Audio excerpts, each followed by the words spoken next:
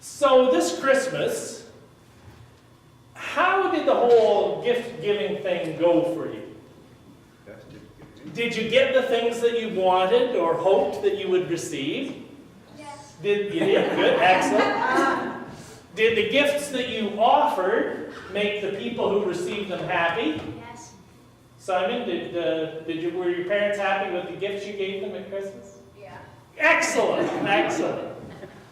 Well, sometimes Christmas can be exciting because of the gifts that we give, but other times it can be a little disappointing, either not getting what we wanted or seeing the expression on the face of the people to whom we've just given a gift who don't seem all that thrilled with it. Christmas can be a special time partly because it is a time of giving and receiving gifts. I don't know if you, like myself, remember as a child the excitement of Christmas morning. Can't wait to get up and go and see what's under the tree.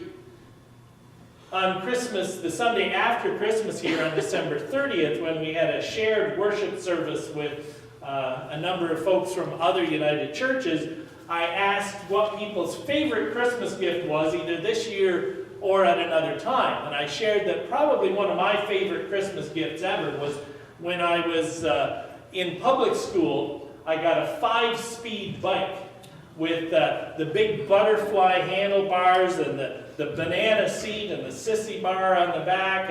And those days, a 5-speed bike was a big deal. But it was this time of year. So I just kept riding my bike up and down in the living room. We had hardwood floors. My parents couldn't wait till spring came because I pretty much run a groove right in the hardwood floors from that bike. But it was one of the greatest gifts ever. But some gifts I received over the years, I have to admit, didn't make me that excited. You can't be guaranteed that a gift is going to have the results that you hope that it will. Christmas gifts can be a great source of joy, but also of trepidation, of wondering if people will like what we give them. And that's true not just the gifts we give at Christmas, but at other times as well. I think especially of wedding gifts. I sometimes find it hard to know what to give people as a wedding gift. And that was especially true of the first wedding gift I ever gave. I was in university, and one of my roommates was getting married, and I had never bought a wedding gift in my life. And so I went to Consumers Distributing, remember Consumers Distributing? And I bought this kind of glass and silver teapot cup thing that I'm sure the couple never used, but I didn't know what to give. And so gift giving can be a time when we can be uncertain about what will really bring excitement and gratitude in the lives of those to whom we give the gifts. Today we heard some scripture readings about gifts. One of those scriptures was the gospel reading from John, in which we heard about a wedding feast in the town of Cana, which was right next door to the hometown of Jesus, the town of Nazareth. Now, the story tells us that Jesus and his disciples were invited, and they went, as was Jesus' mother. It doesn't tell us whether Jesus took a present. And if Jesus was anything like me, if your mother was going to the wedding, you let them look after the gifts. So that may have happened, I don't know. But while Jesus was there, he did give a gift. Because at one point, his mother came to him and said, "They've run out of wine." And at first Jesus said, "So what? What do you want me to do about it?" But then Jesus saw some water in the purification jugs, over 100 gallons. And when that water was given to the master of ceremonies, amazingly, it was wine. Now, there's a lot I don't understand about this story. It would take me a long time to try and come up with a lot of theories about what the story might be about, but I'm not going to try and explain every part of this story today. But there are a couple of things I would like to mention about it. Firstly, Mary saw scarcity. She saw that there was something missing. And Jesus saw that as an opportunity for abundance, an opportunity to share a gift. And where others saw something pretty average and ordinary, like water, Jesus saw something amazing that brought life and joy to the party. It was a gift that he shared in love. So in scarcity, there was abundance, and in the ordinary, there was something extraordinary. And that reminds me of the world. We can either look at the world through the ends of scarcity and see what we don't have and what we need and what we should have. We can look at the world and see the ordinary. Or we can look at the world and see the abundance, to see the possibilities, to see the extraordinary. And if we add the component of love and of sharing, then those things can change from average, ordinary into extraordinary, and the scarcity can become abundance. That's true not only in the world around, but in our own lives as well. Sometimes we focus on what we do not have, or what we wish we had. Or we can focus on what we do have and how we can use it. In one of the other readings today, the Apostle Paul talked about the gifts that God gives us, gifts that we receive from God, not just at Christmas, not just at wedding feasts, but every day. There are gifts given to us by God that we can share to be gifts and blessings to others.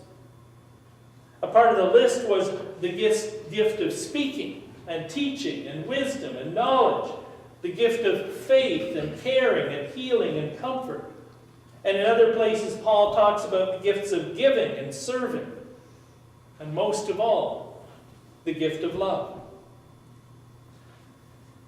I wonder if we're able to see these gifts with the same kind of thrill and excitement that we saw those Christmas gifts under the tree when we were young. Are we able to see the gifts within us as being like a big box that's colorfully decorated and has a big bow on it that we can open to bring joy and blessings to others?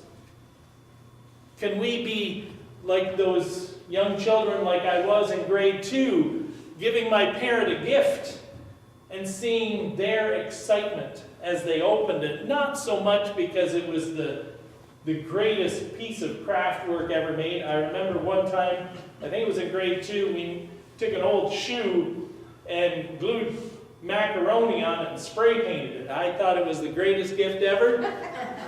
And you know, my mother did too. I didn't see it displayed for very long. But that kind of excitement of giving something that may not seem like much, and receiving something from someone that may not seem like much, but doing it in love and seeing the joy and the blessing that creates. Those are the kinds of gifts we have that we can share. And we're called to see the abundance in these gifts that we have, and to turn them from something that may seem ordinary into something extraordinary as they bring blessing into the lives of others. Paul said that all of these gifts are given by the one and same Spirit for the good of all. Next week we're going to hear the next part of this passage where Paul talks about that we're all part of the body of Christ, and that body needs each of us to share our gifts for the good of all. We're all in this together, and we all need each other to be the kind of church that God calls us to be. And the gifts that we are given are not just to make our own lives better, but the lives of others better too. We're called to ask ourselves what gifts we have to share for the good of all. Gifts to share with family and friends. Gifts to share within our congregation. Gifts to share with those in need in our world. Gifts to share for the good of the whole planet. In a few weeks, we'll be having the annual general meeting of our congregation. And one of the things that we will do is look at the budget for the coming year. And there's two different ways of looking at a budget. We can look at the things we may not have, or we can look at the things we do have and how we use them. But you know, that's not just true of the financial gifts we give. It's true of all of the gifts that we have. To say, well, we don't have this, or we can't do that, or we wish we could do that, or we used to be able to do this. Or we can say, this is what I do have. This is how I can share. This is how I can make a difference in the lives of others. These gifts are as important as any. And they are gifts that help the whole body, the whole church, to function the way God calls it to live. So there are people who share their gifts through committees within the church and ministry teams. There are people who share their sparks, their spiritual interests with others. There are people who are sharing in the spiritual growth opportunities within our church. There are people who share through our tender loving care in visiting or giving rides or sharing food. There are people who offer prayers for one another. There are people who just say hello to the person next to them in the pew. All of these are gifts we share.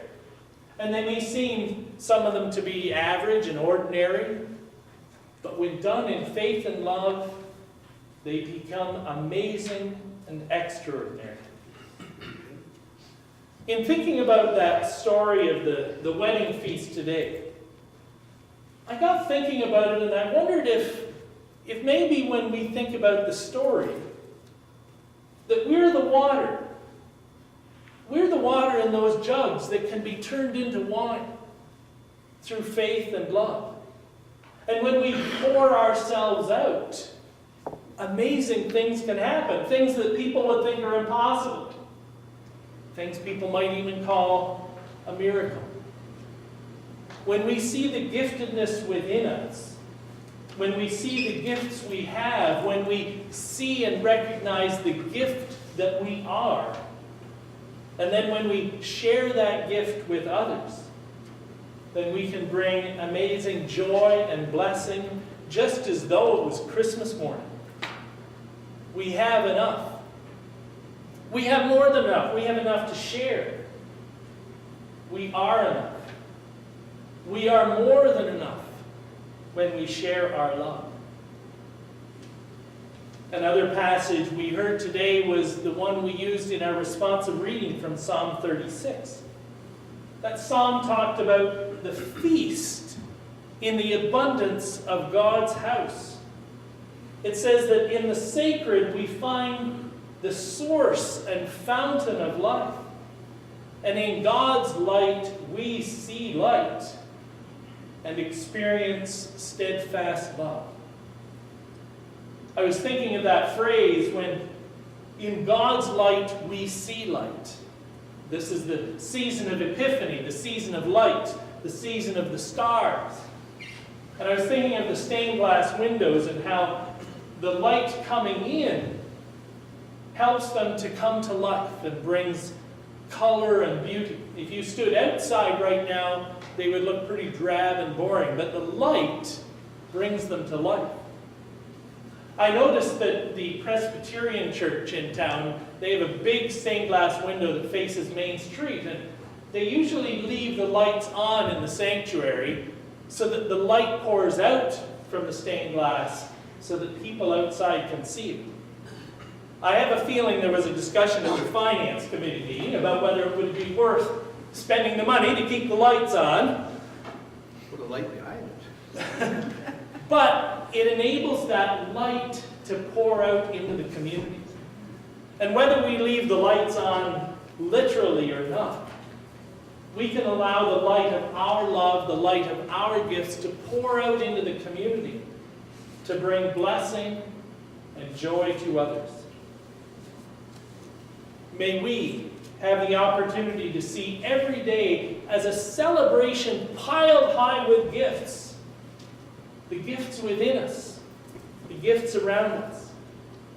May we receive those gifts in humble gratitude, and may we share those gifts in love so that others will feel that they too have been blessed.